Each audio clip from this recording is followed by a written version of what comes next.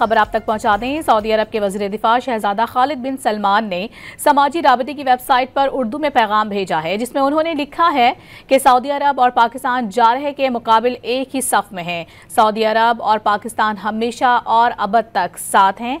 आपको बताएं कि सऊदी अरब के वज़ीर दिफा शहजादा खालिद बिन सलमान ने एक्स पर वेबसाइट पर उर्दू में यह पैगाम लिखा है, जिसमें उन्होंने लिखा है कि सऊदी अरब और पाकिस्तान जारहे के मुकाबिल एक ही सफ में हैं।